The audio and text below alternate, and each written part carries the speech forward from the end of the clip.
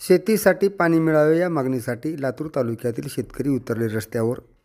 लातूर तालुक्यातील मांजरी, साखरा, काडगाव, भुसमुदुर्गा, टाकळी, जेवळी आणि रंगूळ या गावातील शेतकरी रस्त्यावर उतरले। शेतीसाठी पाणी मिळावे या मागणीसाठी शेतकऱ्यांनी रास्ता रोको आंदोलन करत प्रशासनाचे लक्ष वेधण्याचा प्रयत्न केला आहे। मांजरा धरणातून कॅनलद्वारे येणाऱ्या पाण्यावर या 7 गावातील हजारो एकर शेती अवलंबून आहे। मात्र गेल्या अनेक वर्षापासून पाणी पुरवठा अनियमित होत असल्याचा आरोप शेतकऱ्यांनी केला आहे। यंदा तीव्र उष्णतेमुळे आणि पाण्याअभावी ऊसासह इतर पिके वाळून चालली आहेत।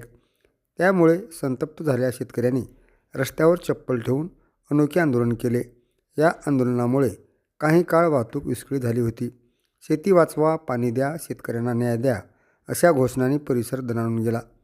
प्रशासनाने तात्काळ पाणी प्रश्न सोडवावे, अन्यथा आणखी तीव्र आंदोलन छेडण्याचा इशाराही शेतकऱ्यांनी दिला आहे।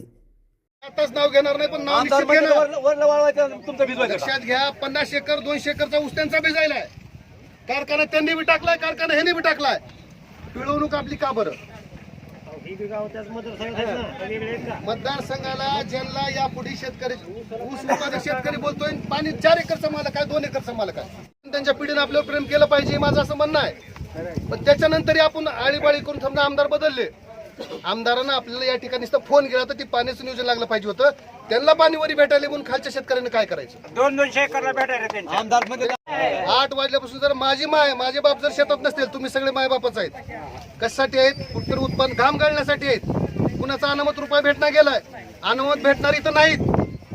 ज्यांना अनामत काय उत्पन्न भेटते ते या ठिकाणी नाहीत। मांजरा पट्टा ही विलासराव साहेबांनी सांभाळलेला आहे। स्वर्गवासी विलासराव साहेबाचा हे पट्टा आहे आणि तो पट्टा तसाच पुढच्या वारसाने चालविला पाहिजे, हे आमचा अधिकार आहे। माझ्या बोलण्यात चूक होत असेल तर